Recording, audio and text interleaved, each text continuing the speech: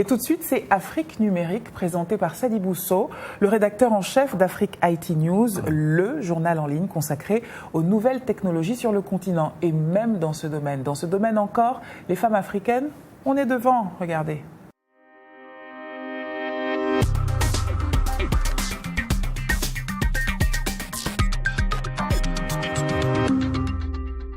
Et non, parce que c'est la journée de la femme, pas de Sadibou, mais une Sylvie. Cette semaine, nous allons profiter de la journée de la femme pour mettre en avant quelques Africaines qui sont au centre des écosystèmes des TIC à travers le continent.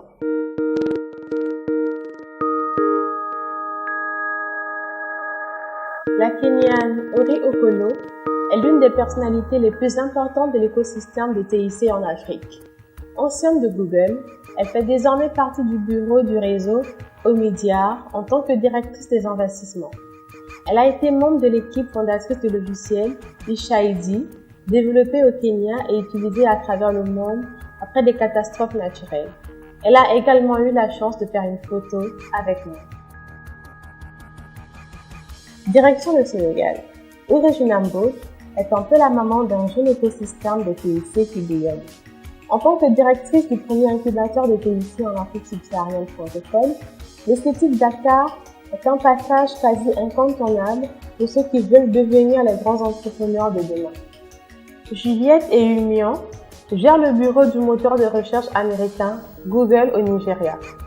Décrit par ceux qui la connaissent comme une main de fer dans un gant de velours, Juliette dirige aujourd'hui ce qui pourrait devenir l'un des marchés les plus importants de Google dans les années à venir.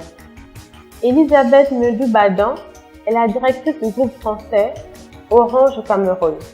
Elle rejoint la boîte en 2010 et est alors la première personnalité non européenne et première femme à prendre les rênes de l'entreprise au Cameroun. Elle gère une entreprise qui est, avec MTN, l'un des leaders d'un marché extrêmement concurrentiel et en pleine mutation. Nounou Chingila, l'ancienne du groupe de communication Ogilvy, représente les géants américains Facebook sur le continent africain. Ayant été derrière l'expansion du réseau d'Ogilvy dans 27 pays africains, elle fait désormais le canal entre les 150 millions de Facebookers africains et le réseau social bleu. La présidente de GFI Informatique Maroc, Salwa Kakri Belkezis, est également la nouvelle présidente de l'APEBI, la Fédération marocaine des technologies de l'information, des télécommunications et de l'offshoring. Elle dirige ce qui est l'une des organisations les plus actives dans les TIC sur le continent africain.